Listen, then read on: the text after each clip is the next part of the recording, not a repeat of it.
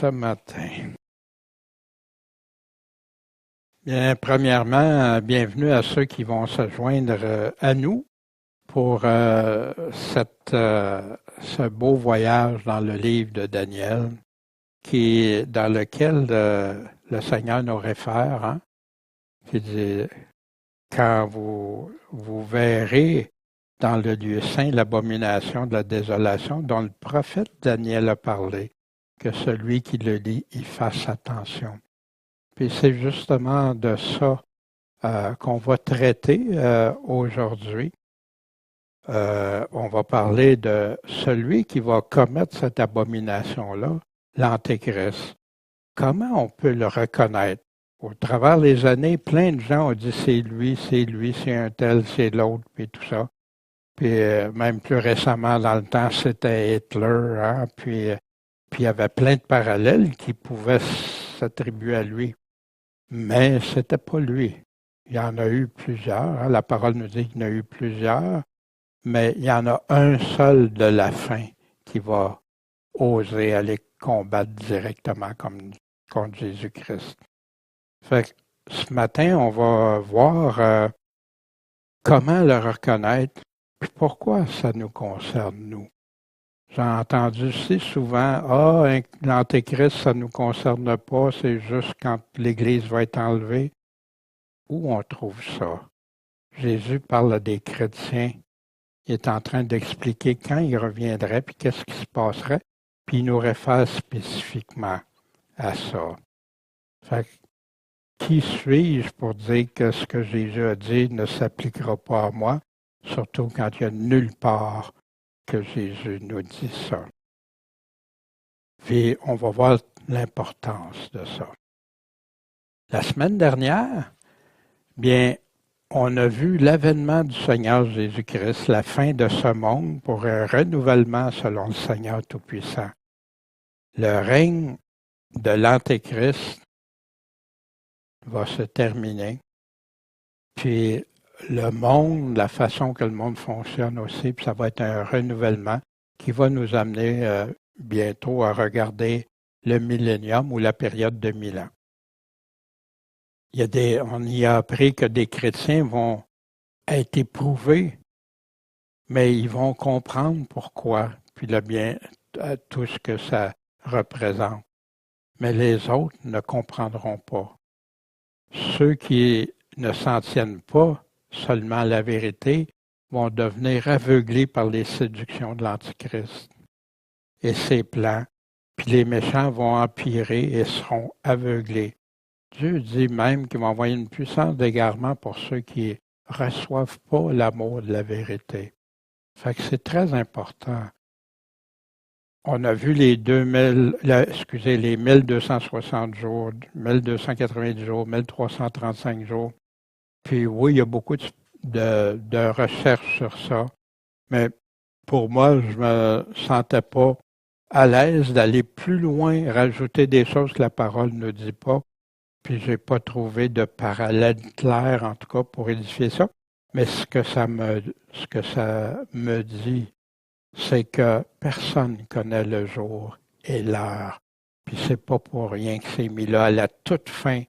C'est comme quand vous voyez un film, puis vous regardez les scènes différentes, tout ça, puis à la toute fin, il arrive avec une déclaration, puis qui te laisse en réflexion. Puis que, ben là, c'est pas un film, c'est la réalité. Puis Jésus sait que quand on va comprendre à la fin, ceux qui sont à lui vont le comprendre. Les vrais chrétiens vont persévérer jusqu'à la toute fin, puis en seront grandement récompensés, bénis par leur Seigneur Tout-Puissant qui vient. Bien sûr, hein, ça touche toujours à les 70e semaines ou période de 7 années. Ça nous a amené à l'alliance de 7 ans, à la moitié de la semaine de l'abomination qu'on va revoir ce matin. Puis les derniers 3 ans et demi, l'abomination qui va faire débuter la grande tribulation, puis qui nous amène à l'avènement et la fin, l'avènement du Seigneur Tout-Puissant et la fin du règne de l'Antéchrist. Ce matin, pourquoi on s'y arrête? Dieu nous a donné ses propres caractéristiques pour reconnaître l'Antéchrist, puis pas se laisser séduire, justement, qui nous permet de bien l'identifier. L'importance de le savoir, parce que Jésus nous a justement conduits à écouter précisément le prophète Daniel, puis y porter une grande attention. Donc, quand vous verrez dans le lieu saint l'abomination de la désolation, le lieu saint, c'est là qu'il y a dans le temple. Ça fait que le temple doit être là, reconstruit, dont le prophète qui va commettre l'abomination. Ce que Daniel le prophète nous a parlé, que celui qui lit fasse attention. Jésus continue au verset 21, parce qu'il y aura une grande affliction, une grande tribulation, telle qu'il n'y en a pas eu depuis le commencement du monde jusqu'à présent, qu'il n'y en aura pas d'autre, jamais comme ça. Puis tout ça nous amène que l'abomination et tout ce qui y est relié, parce que Jésus ne nous a pas parlé juste de l'abomination, il dit donc, quand vous verrez, c'est tout rattaché à ce qu'il a dit avant, quand vous aurez des bruits de guerre, des guerres, etc. Puis ça continue après ça jusqu'à son avènement qui va être après la grande tribulation.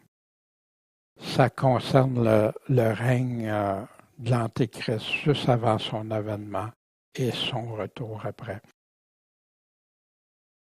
Voici, si quelqu'un vous dit, le Christ est ici, oh il est là, ne le croyez pas. Pourquoi? Parce qu'il va y avoir des faux Christ, des faux prophètes qui vont s'élever. Ils vont accomplir même des signes, des prodiges pour séduire même les élus. Si c'était possible. Fait qu'il y en a qui pensent, ça va être impossible. Non, c'est pas ça qu'il est en train de dire. Il est justement en train de te dire, mais prenez-y garde. Voilà, je vous ai tout prédit.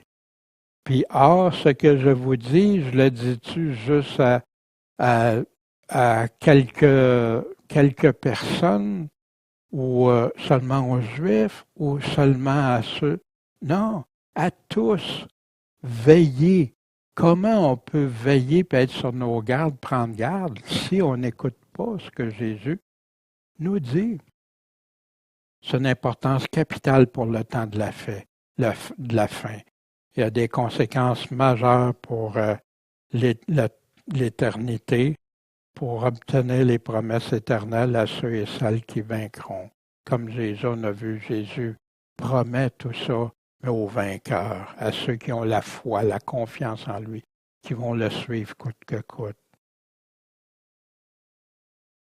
Parmi les appellations de l'Antéchrist, bien sûr, il y a va avoir le fils de perdition, qu'on retrouve dans 2 Thessaloniciens, l'homme de péché, l'adversaire, la petite corne, l'impie, celui qui a la plus grande apparence que les autres, un roi vil, un homme méprisé, et qui est appelé dans le Nouveau Testament par l'apôtre Jean l'Antéchrist.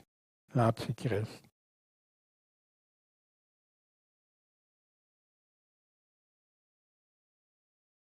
L'Antéchrist, il y a des noms révélateurs. La petite corne, petite puissance, mais une grande apparence, puis d'une grande contenance. Il va grandir de plus en plus. Il est appelé la bête. On a ça autant dans Daniel que dans Révélation chapitre 13. Le fils de perdition et l'homme de péché dans 2 Thessaloniciens. Le roi au visage audacieux dans Daniel 8, 23. L'usurpateur sans royauté au départ, il s'improvise, puis il va faire ça comme grand séducteur par des flatteries. Il va être puissant, on l'appelle le puissant, il va déraciner 3 des 10 rois de l'Empire qui vont être là quand il va être en poste. Le traître et hypocrite, un être d'artifice, un meurtrier, un guerrier. Il va faire tuer des nations, des chrétiens, le peuple d'Israël. Orgueilleux, blasphémateur, une bouche arrogante, pourra faire de grandes choses qu'on retrouve dans Daniel puis dans 2 Thessaloniciens. Puis si ce n'est pas important de reconnaître l'Antéchrist, pourquoi Paul nous écrit? Pour ce qui regarde l'avènement de notre Seigneur Jésus-Christ, puis notre réunion, le retour de Jésus, puis notre enlèvement réunis avec lui, quand on va être réunis ensemble avec lui, nous vous prions de ne pas vous laisser ébranler facilement, pas vous laisser troubler par quelque inspiration ou quelques paroles ou quelques lettres qu'on dirait venir de nous, comme si le jour de Christ était proche. Que personne vous séduise en aucune manière, ni film, ni prédication, ni enseignement, ni rien, rien, rien. Pourquoi? Parce qu'il faut que la révolte, l'apostasie soit arrivée avant l'enlèvement, avant l'avènement, qu'on ait vu paraître l'homme du péché, qu'on l'ait vu, le fils de la perdition. Mais comment on va le reconnaître? Comment on va le voir si on ne sait pas comment, quelles sont ses caractéristiques? Puis que c'est l'adversaire, celui qui s'élève au-dessus de tout ce qu'on appelle Dieu, qu'on adore, jusqu'à s'asseoir comme Dieu dans le temple de Dieu, se proclamant lui-même Dieu. Hein? Ça ressemble aux paroles de Jésus qui va s'établir dans le lieu saint, qui va aller s'asseoir. L'abomination dont Jésus nous a avertis. Donc, quand vous verrez dans le lieu saint l'abomination dont le prophète Daniel a parlé, faites-y attention. On a l'abomination que Jésus nous parle, une référence clé reliée à toutes les dernières années qui vont se passer sur terre avant son retour. Daniel 9, 27, Daniel 12 au chapitre 7 et 11, Daniel 11, 31, des parallèles, indirects, mais qui reviennent, qui expriment les autres passages, qu'est-ce qui parle de l'Antéchrist dans Daniel 7, 7 et 8 et versets 19 à 27, Daniel 8, 11, 14, 2 Thessaloniciens, dans la Révélation, l'Apocalypse au chapitre 13, on a tout ça qui rattache tout. C'est comme un nœud central sur lequel on peut aller trouver plein de choses. Et ici, un tableau. En passant, j'ai fait des documents PDF. Là. Il y en a un qui aura quelques-uns des tableaux, puis après ça, une liste de vérification, comment identifier l'Antéchrist. Ici, les mêmes thèmes qui reviennent, l'Antéchrist, où on le retrouve dans Daniel, chapitre 7, 8, 9, 11 et 12. Puis, dans des parallèles dans l'Apocalypse, le Thessaloniciens 1, Jean, etc., sacrifice journalier. Mais ici, voyez-vous, l'abomination, la désolation, qu'on retrouve Daniel 8 au verset 13, Daniel 9 au verset 27, Daniel 11 au verset 31, Daniel 9, Daniel chapitre 11 au verset 31, Daniel 12 au verset 11, puis qu'on retrouve bien sûr dans Matthieu 24, il y a Marc 13 aussi, puis dans 2 Thessaloniciens chapitre 2, versets 3 et 4. Puis ça, pour ceux qui aiment faire des recherches, des études, ça peut drôlement aider à comprendre plein de choses. Puis moi, en faisant des tableaux, c'est comme ça que j'ai compris que c'était une répétition dans Daniel. Il revenait, puis qui donnait des précisions supplémentaires, exactement comme il se produit dans l'Apocalypse, puis qui nous donne une synthèse, puis après ça, développe. Des parallèles avec la révélation, simplement en se posant nos questions clés. Qui, c'est quoi, quand, comment, où? Cornes et les bêtes, tu retrouves ça dans Daniel au chapitre 7, verset 7. Tu le retrouves exactement dans la révélation. Vous vous souvenez, on a parlé de le lien qui existe entre les deux. Scellé au début, puis plus scellé à la fin. La guerre contre les saints, les 42 mois ou 1260 jours, les blasphèmes, les discordes, puissance sur terre, puis jusqu'à la fin, tout ça jusqu'à la fin du retour de Jésus, qu'on retrouve aussi dans la Révélation, chapitre 19 et 20. On le retrouve aussi dans le chapitre 14, quand il va descendre avec la fausse aile et tout ça. Fait qu'on a plein. Fait que je vous exhorte à étudier ça pour vous-même, le faire pour vous-même. Pas se fier juste à ce qu'un dit ou l'autre dit. Regardez. Puis vous allez voir, vous allez en ressortir béni et édifié. Des fois, moi, au début, je trouvais ça c'était trop riche. Puis Dieu, en demandant à Dieu, mais il m'a préparé de plus en plus pour être ouvert, puis moins émotif à lire ça, parce qu'il y a des choses, des fois, ça peut nous rendre émotifs. On va regarder des caractéristiques des actions de l'Antéchrist, mais qui viennent juste de la parole de Dieu.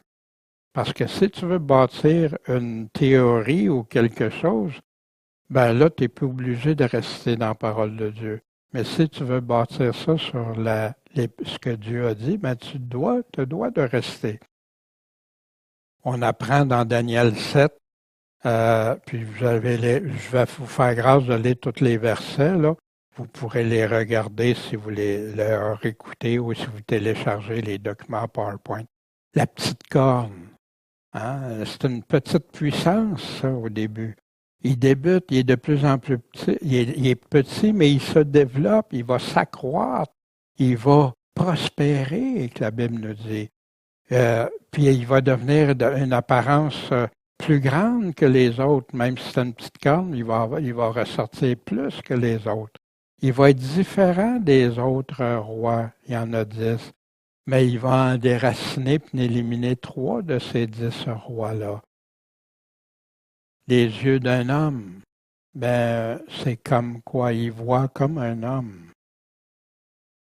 Bouche qui va proférer de grandes choses, ben oui, il va blasphémer, il va dire, mais pas juste blasphémer, il va entraîner les gens, là. C'est un personnage qui va être charismatique, hein, il va séduire, il va conquérir, il part comme un vainqueur pour vaincre. Ah, il va avoir des chutes, hein, on l'a vu dans Daniel 11, il ne gagnera pas tout le temps au début. Il va avoir de la corruption par des flatteries, des tromperies, de l'hypocrisie. Il va entrer pendant la paix. Ça va être un temps approprié. Il ne sera pas en guerre au tout début, là. Ça s'en vient après. Il va en détruire plusieurs par la prospérité en temps de paix. Comment il va faire ça? Ben, il va le faire d'une façon à faire perdre. Fait que tu peux en détruire plusieurs spirituellement comme tu peux en détruire plusieurs physiquement. Ou parfois, il y en a que c'est les deux.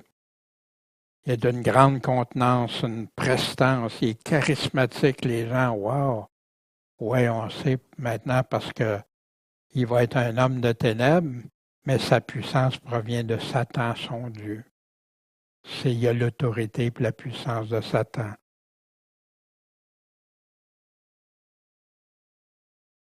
L'Antéchrist, c'est ses guerres. Il va combattre contre le roi du Sud, qui va l'attaquer avec une armée puissante. Hein? Qu'est-ce qu'il y a au Sud? On a regardé les pays qu'il y a au Sud. Mais il ne subsistera pas à cause des complots, ce roi du Sud-là, même s'il était puissant. Il va même se faire trahir par ses propres troupes.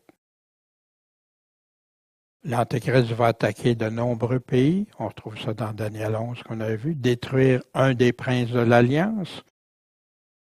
Il y en a un, mais il est un traître, hein? Puis ils vont s'asseoir ensemble, puis ils vont se trahir l'un l'autre.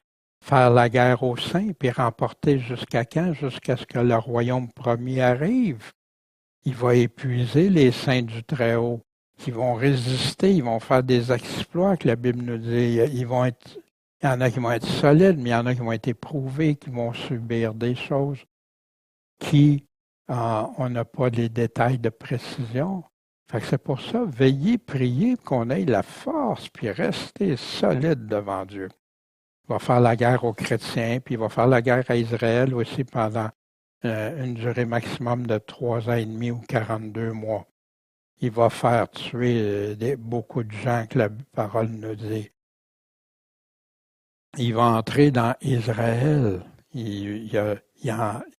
Il veut combattre Israël. Il va conquérir l'Égypte, la Libye, puis l'Éthiopie, hein, les pays au sud.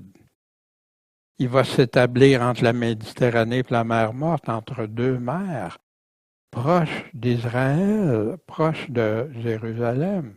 Puis on peut penser facilement à la vallée de Megiddo, hein, l'Armageddon, ou ce qui est appelé dans le Nouveau Testament Armageddon. Certaines actions qu'il va faire, ou des aspects, à cause de lui, le sacrifice quotidien, le soir et matin, va être arrêté. Il va commettre l'abomination.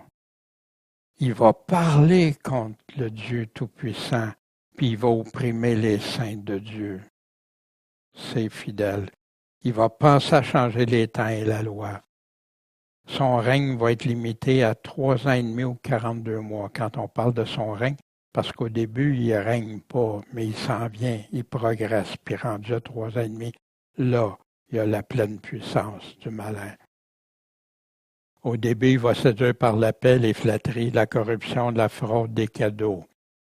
Il va faire une alliance avec plusieurs pour une période de 7 ans, hein, qui est appelée une semaine dans Daniel qu'on a vu. Puis au milieu, il va la briser, cette alliance-là. Il va distribuer des richesses. Hein? Mais oui, pour avoir du monde avec lui, si t'es petit, tu vas trouver des façons. Il va honorer ceux qui l'honorent, puis qui honorent son Dieu, hein, le Dieu des forteresses, en leur distribuant des territoires. Il va en tuer plusieurs. J'ai mis ici l'image, hein, que le livre que j'avais présenté, c'est un, entre autres, un des qui est dans du passé, mais qui est là au travers des siècles pour tous les chrétiens, à partir des apôtres, aller jusqu'à les catacombes, les inquisitions, les vaudois, les anabaptistes, etc., qui ont subi. Mais aujourd'hui encore, plus de 50 quelques pays qui subissent des sévices, de l'oppression, puis de la torture même, puis la mort, pour leur foi en Jésus-Christ. On apprend dans la Révélation chapitre 11, quand ils auront accompli leur témoignage, la bête qui monte de l'abîme leur fera la guerre, les vaincra et les tuera. On parle des témoins ici. On parle ici, ceux qui avaient été décapités pour le témoignage de Jésus et pour la parole de Dieu, et ceux qui n'avaient pas adoré la bête ni son image, qui n'avaient pas pris sa marque. Puis eux autres vont vivre et régner avec Christ. Mais avant, il y en a plein qui vont être, plusieurs qui vont subir des choses. Ici, des petits tableaux que j'ai faits pour nous aider, parce que des fois, on a des informations, mais quand je vais vouloir le reconnaître, c'est-tu lui? Parce que beaucoup ont décrit des antichrists qui finalement que c'était pas l'antéchrist de la fin, là, je parle de ceux de la fin. Bien, une bonne façon, c'est, si je veux le reconnaître, si c'est un puissant en partant, petit au début va s'imposer et grandir en conquérant. C'est oui ou non? Voyez-vous? Il faut qu'il en fasse tomber 3 des 10.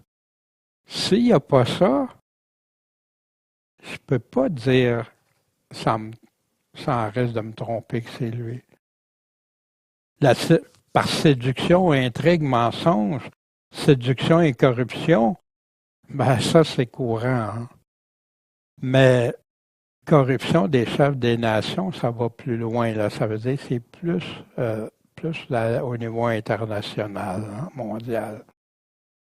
Une alliance de 7 ans avec plusieurs qui va briser à demi-terme. Est-ce que cet homme-là, qu'on pense c'est l'Antéchrist, il fait ça? Est-ce qu'il signe une alliance puis qu'il la brise au bout? Fait que si tu regardes quelqu'un dans le passé, oublie ça parce que il n'a pas brisé à moitié, puis Jésus n'est pas revenu. Fait que ça ne marche pas.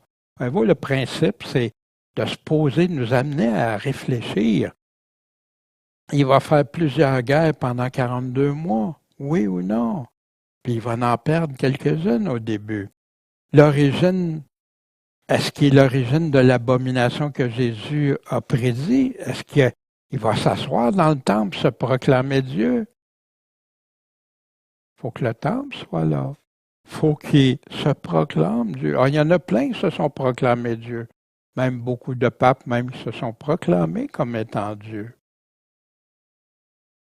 Faire cesser le sacrifice quotidien. Il faut qu'il soit là, établi, le sacrifice quotidien. Persécutera les saints et les vaincra, mais seulement à la toute fin. Fait qu'il y en a qui pensent, non, pensent pas que c'est tout 42 mois de torture pour tout le monde, puis tout ça, non. Il y en a qui vont, ça va partir en Judée, ça c'est clair, la parole de Jésus nous le dit. Après ça va s'étendre plus tard. Va vaincre et s'emparer de royaumes, partager les terres et les richesses, fera tout ce qu'il voudra quand il va être rendu à son statut de puissance. Il va se faire donner la puissance sur toute tribu, langue et nation. Oui ou non? Va faire alliance avec les traîtres qui abandonnent la foi. On a vu ça au chapitre 11. Est-ce qu'il fait entente avec des soi-disant chrétiens? Fera imposer le système monétaire, ce système international monétaire. Exigera de se faire adorer pour obtenir la marque, à renier leur Dieu, à blasphémer, puis pour avoir cette marque-là qui lui permet d'acheter ou vendre. Ça va être des temps difficiles. Il y en a encore qui vont être là parce que Jésus, quand il revient, il y en a sauve. Une autre puissance qui le seconde, celui qui est appelé le faux prophète ou la deuxième bête dans la Révélation, qui va l'aider dans ses plans pour la marque de la bête, se faire adorer, etc.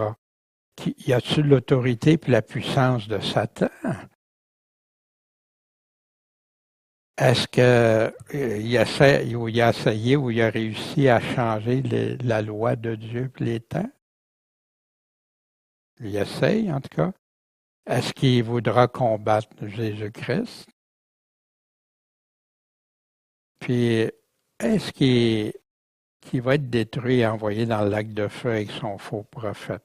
Des choses nous faire réfléchir parce que je me sens à la fin, là, parce que c'est ça qui va y arriver.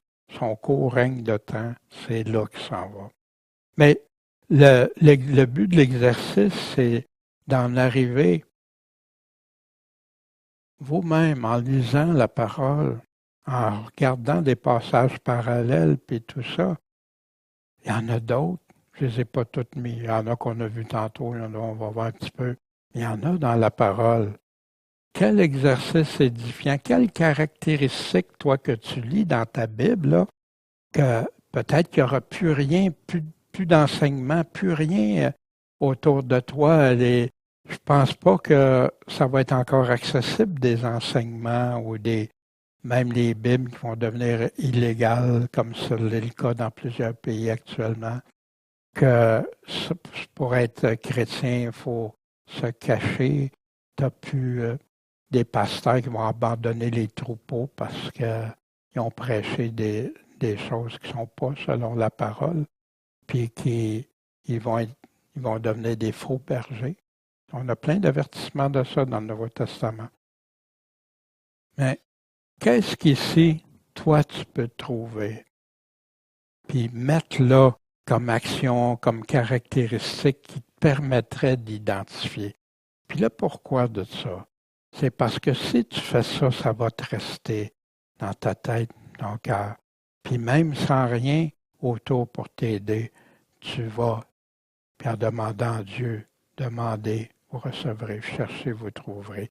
Puis frappez, on vous ouvrira. Mais le Seigneur nous le rappelle, son Esprit Saint va nous le rappeler. Un des principaux faits, Il va faire des signes et miracles pour séduire. On a ça dans la Révélation 13, Matthieu 20. Je ne veux pas vous donner tous les passages tout le temps, on en a parlé. Il va prendre la place de Christ pour ceux qui sont séduits. Jésus nous parle clairement de ça. Il va prendre le contrôle mondial au niveau politique, économique, religieux et militaire aussi. Il va faire l'alliance, on a vu ça. La guerre aux chrétiens et Israël, va se proclamer Dieu, souiller le sanctuaire, va séduire les traîtres, va blasphémer contre Dieu, obligera à prendre la marque de son nom, puis il fera tuer ceux et celles qui ne voudront pas la prendre, ou simplement, il y en a qui ne pourront plus acheter ni vendre, fait que ça va se faire admirer puis adorer. Et tout ça avec un autre Dieu que ses pères, on avait vu ça, qui est le Dieu des forces, que c'est pas difficile à faire le lien qui va être son Dieu. Il va prendre sa pleine autorité de Satan et tout. Mais pour ça, il y a deux bêtes, deux puissances que justement la Révélation nous parle clairement. Deux entités. Le politique militaire qui se prend pour Dieu, puis le religieux, son faux prophète, la deuxième bête. Lui qui va blasphémer, il va faire la guerre contre les saints, mais toujours assisté de qui? Pour réussir ça, il a besoin du faux prophète, qui a un système religieux, qui va faire en sorte de conduire les gens à adorer quelqu'un d'autre que Dieu, que Jésus-Christ. Qu'est-ce qu'il va faire l'Antéchrist avec son faux prophète? Encore dans Révélation chapitre 13, des signes et des miracles pour séduire. Va se faire admirer. On a ça dans Daniel 11, dans Révélation 13, se proclamer Dieu, puis souiller le sanctuaire. On a ça dans Daniel, dans plusieurs endroits, mais dans 2 Thessaloniciens chapitre 2, Paul nous en parle très clairement. Séduire les traîtres de l'Alliance, prendre la place de Christ. Il est ici, c'est lui, c'est celui-là. Blasphémer encore un Dieu différent de ses pères. C'est des choses qu'on a parlé, mais que je reviens. Puis il y en a dans ceux-là que gardez à l'esprit, puis placez vos informations. Contrôle mondial, militaire, politique, économique, religieux. Dans le fond, c'est tout ce qui représente la puissance du monde actuel, là. C'est ça. Avoir le contrôle sur tout. Qui lui donne ça? Souvenez quand le malin a dit à Jésus, si tu te prosternes devant moi, je vais tout te donner ça. Heureusement, Jésus a dit, il est écrit. Ou imposer un système économique mondial et pour faire prendre la marque de son nom, le 666 qu'on va revoir aussi plus tard. Mais pour identifier ce faux prophète-là, de son système religieux, on a les titres, appelée la femme, la prostituée, la grande cité, Babylone la grande, mère des fornicateurs et abominations, qui se dit de Dieu, mais c'est pas ça, richesse, opulence, vêtue en pourpre écarlate, qui s'habille en vêtements de ces couleurs-là, ivresse et séduction, et contrôle, influence, des choses par en arrière. Ça, on avait regardé ça quand on avait regardé dans les prophéties, puis tous les systèmes, la banque Vatican, etc., qu'est-ce qu'ils font? Ça, c'est un exemple. Dans le Time Magazine, la femme montée sur une bête avec le drapeau européen, qui confirme justement des passages de la parole de Dieu. Mais pour eux, c'est wow, regarde ça.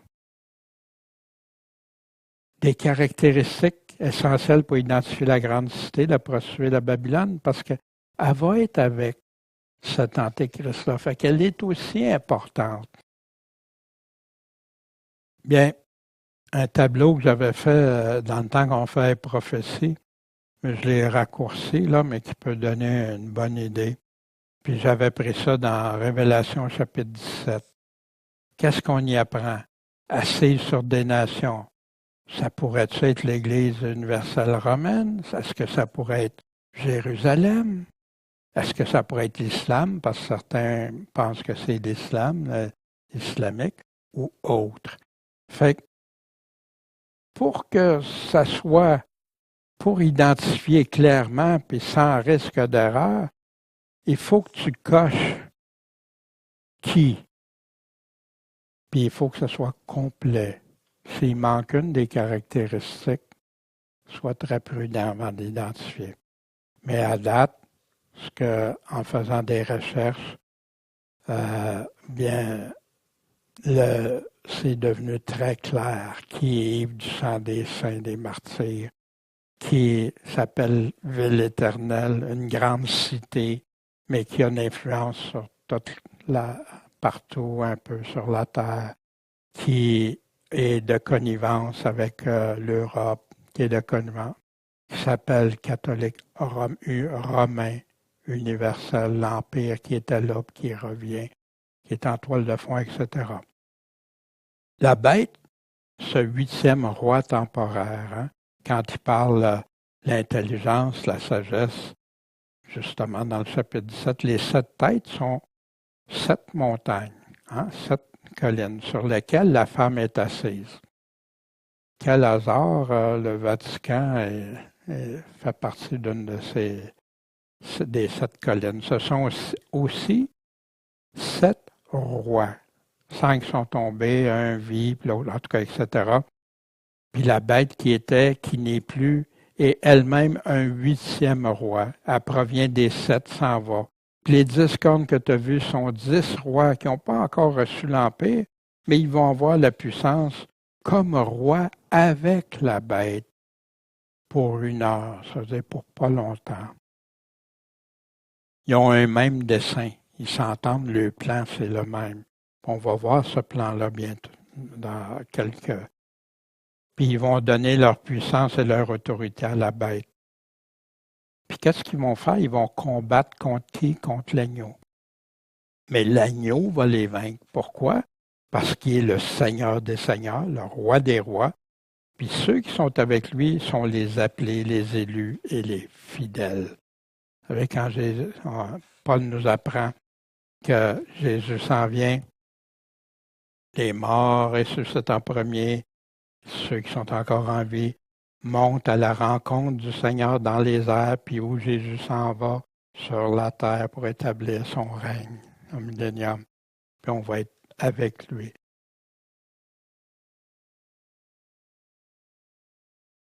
À la fin de leur règne, justement, c'est quoi qui s'entendent ce plan-là?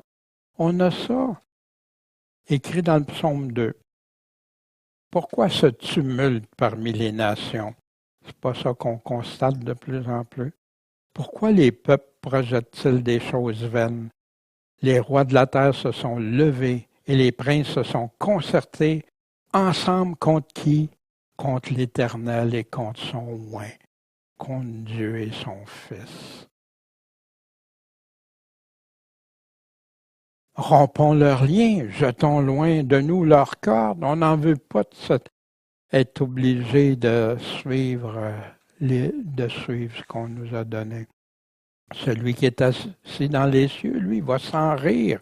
Le Seigneur va se moquer d'eux autres. Si vous pensez être puissant ou vous pensez que vous pouvez faire ça, alors il leur parlera comment? Dans sa colère.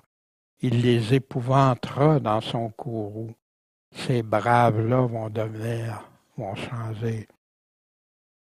Et moi, dira-t-il, j'ai sacré mon roi sur Sion, ma montagne sainte. Je publierai le décret de l'Éternel. Il m'a dit, quoi? Tu es mon fils, de qui il parle ici.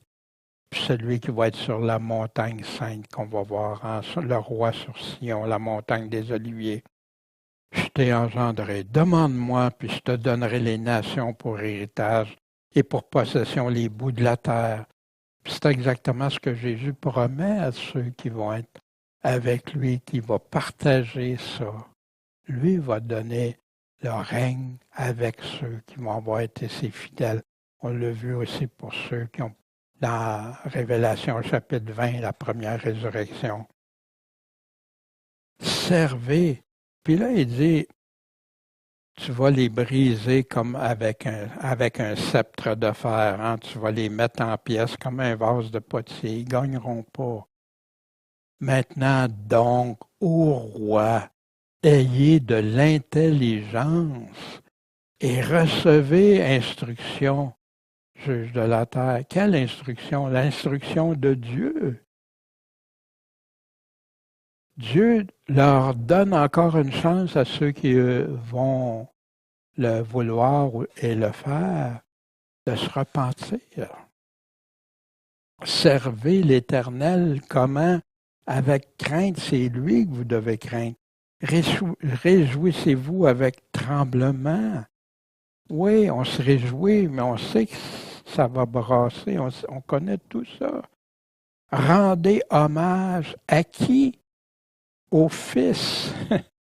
Qui c'est ce Fils-là, sinon Jésus-Christ? Rendez-lui hommage, c'est ça que le Père a décidé, a déterminé. Voici mon Fils bien-aimé. Écoutez-le, c'est lui qui veut qu'on écoute. De peur qu'il ne s'irrite et que vous ne périssiez dans votre voie quand sa colère va s'enflammer tout d'un coup.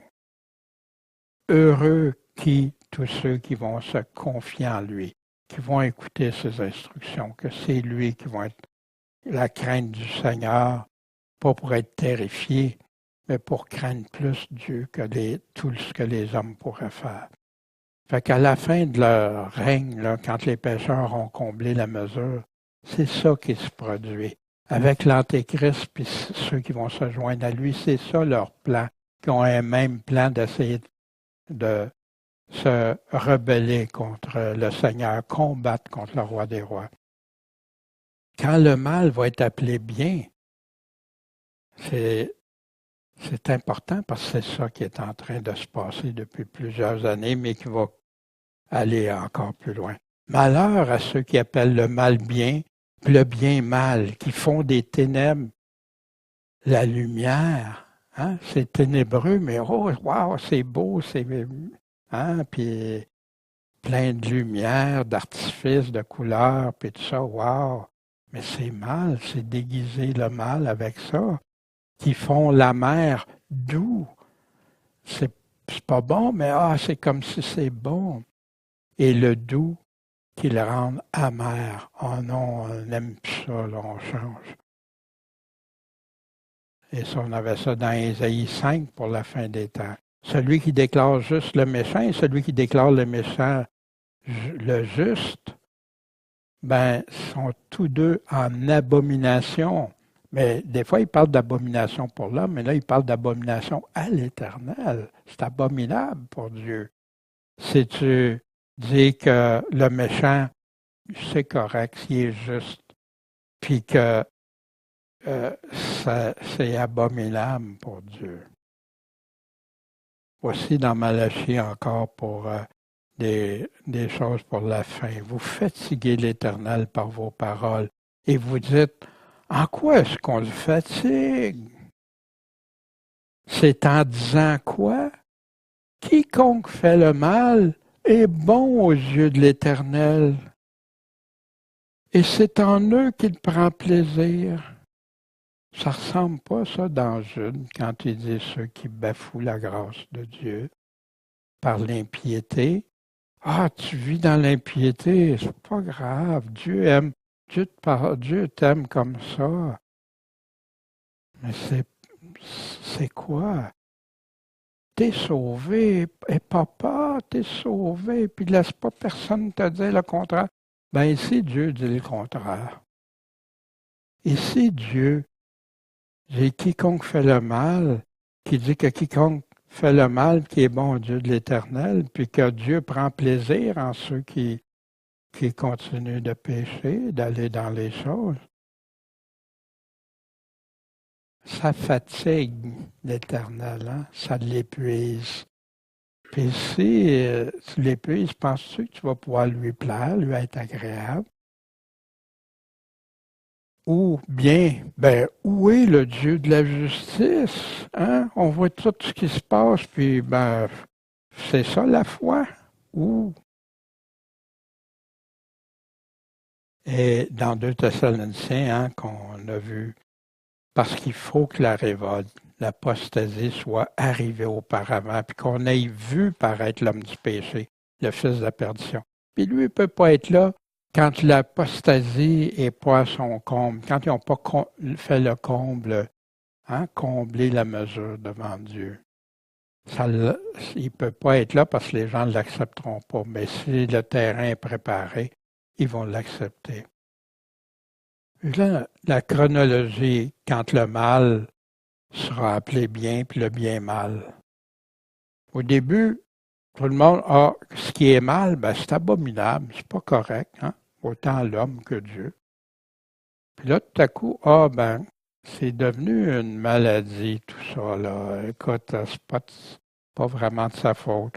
Ou bien donc c'est inné, c'est dans sa chair, il ne peut pas combattre ça, c'est en lui. Puis, faut tolérer ça. Faut avoir une grande tolérance. Pour, après ça, l'accepter, tu sais, ben, c'est correct. Puis là, tolérance, hey, tu juges? Non, nous, on ne juge pas Dieu, déjà jugé. Dieu dit qu'est-ce qu'il y en est. Mais ça devient comme normal ou normalisé. Faut pas juger, hein? Faut laisser les gens, chacun son affaire. Puis maintenant, ben, au début, c'était ceux qui étaient, qui faisaient le mal, qu'on disait que c'était devenu une maladie. Plus tard, ben, ceux qui sont malades, c'est ceux qui acceptent pas le mal, ce qui est mal. Pour ça, ça devient, ben, regarde, c'est pas correct, mais ils sont malades. Mais après ça, qu'ils rouvrent la porte, le bien est devenu abominable. Puis, pour ma part, en tout cas, c'est ce que j'ai constaté, puis que beaucoup ont constaté comment ça marche. Puis le malin avance étape par étape. Voici, j'ai mis ça comme exemple, concordance des écrits avant le concile de Nicée, fait que c'était des chrétiens à partir des apôtres, puis après ça aller jusqu'à l'an 300, qui ont des écrits qu'on a encore, qu'on peut retrouver facilement. Puis, il y a plein de choses. C'est pas la parole de Dieu, mais c'est les premiers chrétiens. Il y en a qui étaient avec l'apôtre Jean ou d'autres, Paul ou Pierre, puis qu'ils ont connus, puis qui ont eu, puis qui ont réécrit les enseignements qu'ils avaient reçus. Fait qu'ici, c'est un évêque, un ancien de Smyrne, Lyon, qui s'appelait Irénée.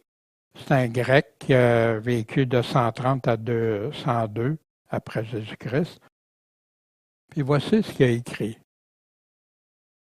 Quand l'Antéchrist aura dévasté toutes choses dans ce monde, il va régner pendant 3 ans et demi. Il va s'asseoir dans le temple de Jérusalem.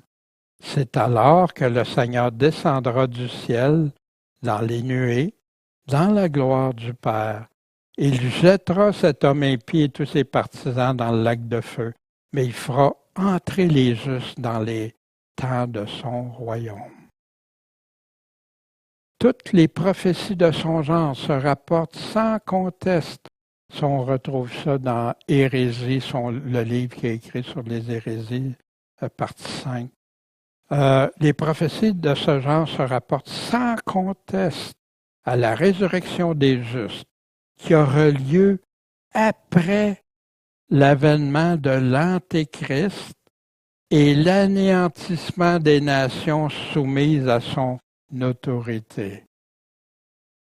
Fait qu'ici, la résurrection, l'avènement de Jésus, ça va arriver après. Il n'y a jamais été question avant.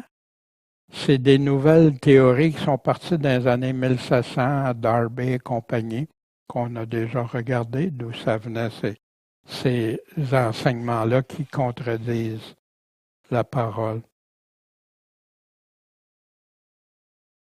Alors les justes régneront sur la terre, croissant à la suite de l'apparition du Seigneur. Ils s'accoutumeront grâce à lui à saisir la gloire du Père, puis dans ce royaume, puis on verra plus tard le millénium. Mais c'est intéressant, puis c'est plein d'écrits. Vous savez, toutes les prophéties là, qui ont été faites, on les retrouve toutes dans ces anciens écrits-là, puis c'était loin d'être la position moderne que Jésus vient chercher son Église avant.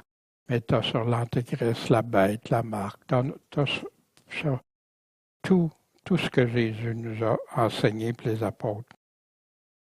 Mais l'Antéchrist, qui est en direction de sa fin, dans 2 Thessaloniciens qui continue, laissez-vous pas séduire par rien, par personne, puis tout ça.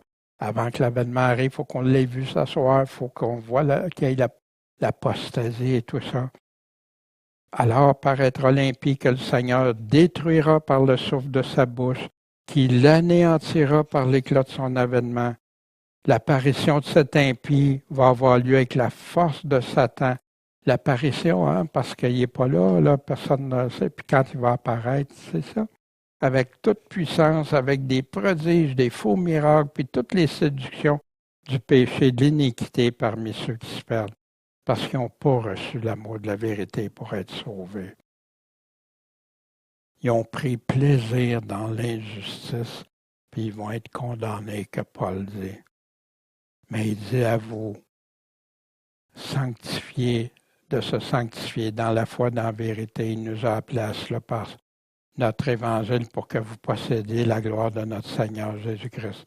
C'est pourquoi, frères, à qui parle, à l'Église, demeurez fermes et retenez les enseignements qu'on vous a donnés, soit de vive voix quand il a été rencontré Thessaloniciens, ou soit par notre lettre.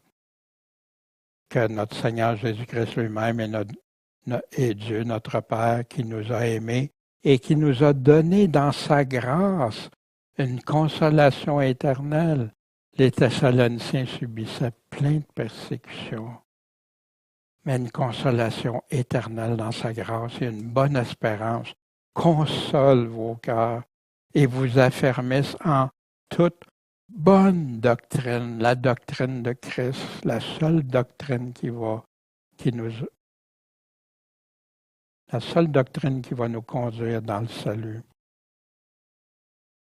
Et en toute bonne œuvre, ces bonnes œuvres que Dieu veut qu'on agisse. À sa fin, il va oser faire face au roi des rois. On a ça dans Daniel 7. Il va rassembler les nations pour combattre Jérusalem et Jésus-Christ. Puis l'Armageddon, le lieu où va être l'endroit pour mettre toute la logistique militaire, rassembler des troupes. On a ça dans Révélation chapitre 16. Mais il va être brisé par aucune main humaine. Ce n'est pas un homme qui va s'occuper de lui. Ça va être Jésus-Christ, le roi des rois, le Seigneur des seigneurs. Puis il va être jeté dans le lac de feu avec la deuxième bête, son faux prophète, puis son système religieux. Je vis la bête et les rois de la terre, leur armée, assemblés pour faire la guerre à celui qui était monté sur le cheval et à son armée. Les chrétiens vont faire partie. Mais la bête a été prise et avec elle le faux prophète qui, devant elle, avait fait des prodiges pour lesquels il avait séduit ceux qui avaient pris la marque de la bête, qui avaient adoré son image. Tous deux furent jetés vifs dans l'étang de feu brûlant dans le soufre. Mais tout le reste qui a été combattu, qui ont pris la marque de la bête, eux autres, tout le reste fut tué par l'épée qui sortait de la bouche de celui qui est monté sur le cheval. Puis eux, ça va être au grand jugement, à la résurrection, la deuxième résurrection. Puis tous les oiseaux furent rassasiés de leur chair. Ça, c'est le deuxième banquet qu'on voit. La quatrième bête, un royaume puissant, dominant. Une bête terrible que Daniel nous décrit. Va faire des ravages, détruire. Qui est appelée la petite corne, la petite puissance au début qui fait une alliance. C'est un homme méprisé, puis ses actions, on a vu ça au chapitre 11, des versets 21 à 45. Puis quand il va avoir fini de persécuter, C'est là l'avènement du Seigneur Tout-Puissant. La quatrième bête aussi, hein, on a la bête au chapitre 13 de la Révélation et qui nous parle des deux bêtes. Le fils de perdition, l'adversaire dans 2 Thessaloniciens, qui va être parmi le plus grand séducteur. Hein. L'Antéchrist, l'apôtre Jean nous en parle. Hein. C'est lui qui nomme Antéchrist parce qu'on ne retrouve pas cette appellation ailleurs. Jean a dit c'est un antichrist. Antéchrist va prendre la place, va combattre contre Christ. Puis son assistant qu'on retrouve dans la Révélation chapitre 13, verset 11 à 18 et plus loin après. En conclusion ce matin, quelle importance est-ce que Jésus accorde à cet adversaire? Qu'est-ce que la parole de Dieu nous donne comme information? Est-ce que Dieu aurait pris une grosse partie de l'Apocalypse, la Révélation, dans les lettres de Paul, 1 Thessaloniciens, 2 Thessaloniciens, Pierre qui parle aussi du retour, l'avènement, Jésus qui parle dans Matthieu 24, Marc 13, Matthieu 24 et 25, 2 chapitres dédiés totalement à ça. Marc 13, un chapitre complet sur ça. Puis bien oui, il y a de l'information supplémentaire un peu partout. Luc, chapitre 17, dans Noé. Luc, chapitre 21, qui parle du retour après la petite veuve hein, qui a été maître. Après ça, c'est tout concernant la fin.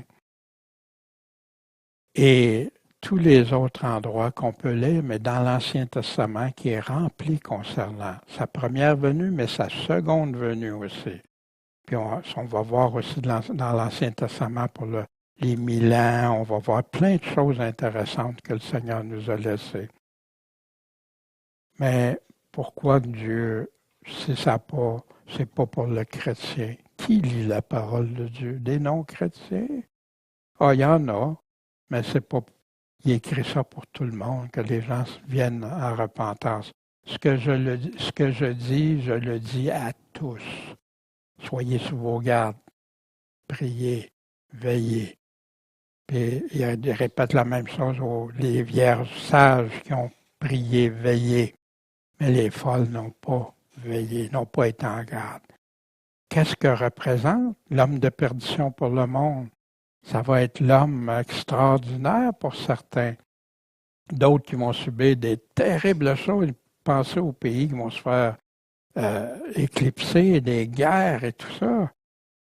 Mais pour le chrétien, pour toi, c'est l'adversaire contre Dieu. C'est la manifestation de Satan avec ces deux personnes, l'Antéchrist et le faux prophète, qui vont être là pour combattre contre le roi des rois, puis faire le plus de tort à ceux qui l'attendent puis qui croient en lui.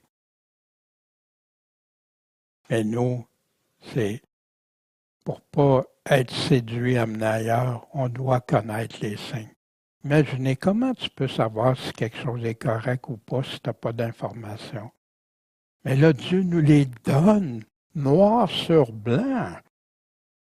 Puis, sur quoi que pour ceux qui affirment que les chrétiens connaîtront ni subiront la colère de l'Antéchrist, sur quelles paroles ils se fondent sans contredire Jésus, Daniel, Paul, l'apôtre Jean dans la Révélation, qui disent tous que ça va être la colère de l'Antéchrist, pas de Dieu, mais que l'Antéchrist va être là, puis la délivrance, le retour du Seigneur pour venir délivrer ses élus.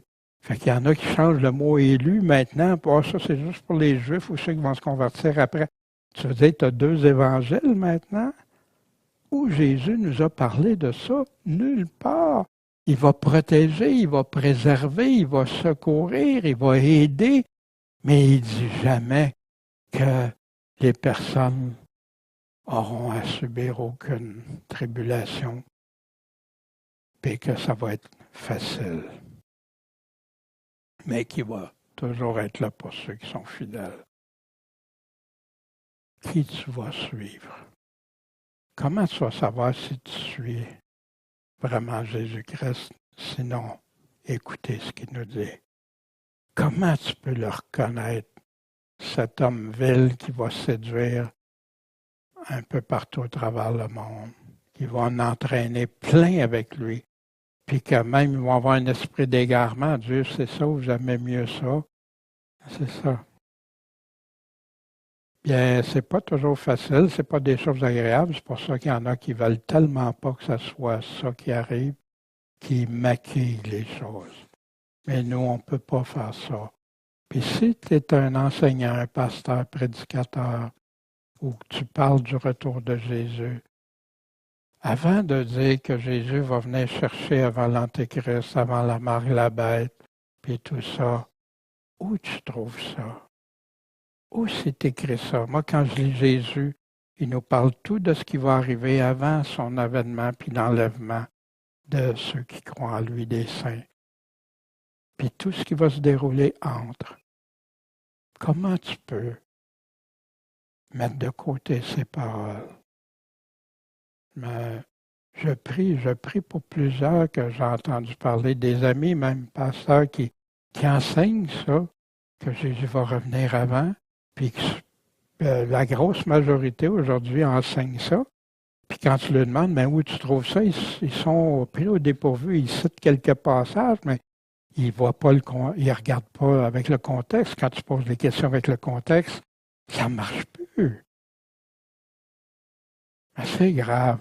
Parce que si, au lieu d'édifier, est en train d'exhorter, puis à solidifier, à faire prendre des décisions fermes pour Jésus-Christ, on est en train de les ramollir, qu'est-ce qui va arriver quand ça va débuter?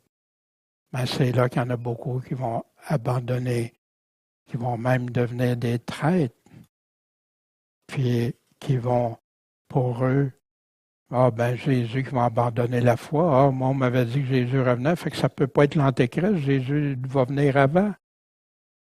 Pour d'autres, ça va être, moi, là, si c'est ça, on m'avait dit que j'avais juste à prier Jésus, puis que tout était réglé, puis j'avais plus rien d'autre à faire.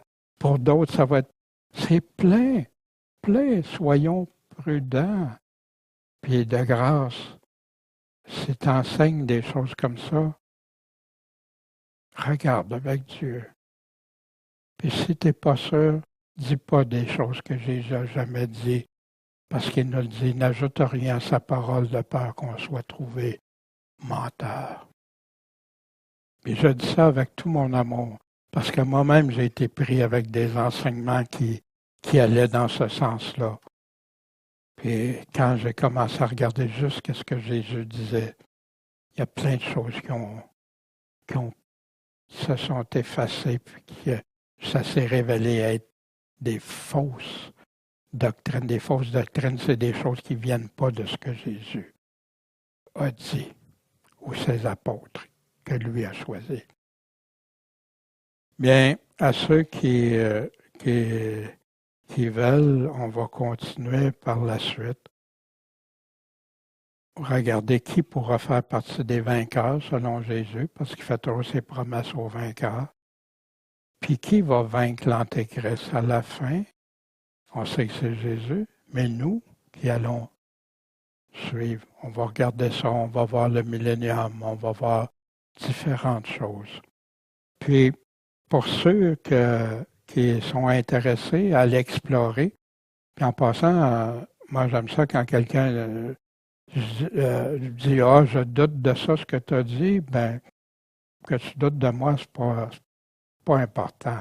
Ce qui est important, c'est pas douter de ce que Jésus nous a dit, qu'est-ce qu'il nous a laissé. C'est là que tu vas trouver la vérité. Puis après, je suis pas inquiet parce que je me colle tellement sur ce que Jésus a dit que je suis en pleine assurance dans ça. Mais vous avez des documents. Il y a 2 documents que Michel va joindre sur le site pour Christ.com. Un qui va être une liste de caractéristiques pour aider à identifier avec des passages, puis d'autres, certaines des images, là, des caractéristiques et l'abomination, le tableau et tout ça qui va être aussi dans un autre fichier PDF. Ben, je vous remercie de votre attention, puis que le Seigneur nous fortifie tous pour faire partie de ces vainqueurs. On va voir ça aussi. Moi, ça m'a tellement rassuré puis fortifié aussi. Quand tu sais qu'est-ce qui s'en vient, tu n'as plus peur de l'inconnu. Tu veux être avec ton Seigneur, ton Sauveur. Mon Père Céleste, merci pour ta parole. Merci parce que c'est notre seul guide qu'on peut se fier à 100% dessus. Bénis nos frères, nos sœurs, fortifie-les, rends-les puissants, Seigneur, dans ta parole. Puis, Seigneur, aussi, j'aimerais te prier pour ceux qui ne pouvaient pas être avec nous ce matin. Je pense à Noël, à Jacinthe. Puis, aussi, Seigneur, pour nos amis qu'on connaît, d'autres frères chrétiens et sœurs. Puis pour Marthe et Maxime et les enfants, Seigneur, bénis-les. Accompagne-nous, fortifie-nous tous. Puis, Seigneur, que ta vérité éclate. Que s'il y a des choses qui ne sont pas conformes à ta volonté, que ça se manifeste dans les cœurs des croyants, Seigneur. Parce qu'on ne veut pas être entraîné nulle part ailleurs qu'à toi. En ton saint nom Jésus-Christ, notre Maître, notre Sauveur, le Roi des rois, le Seigneur des seigneurs. Amen.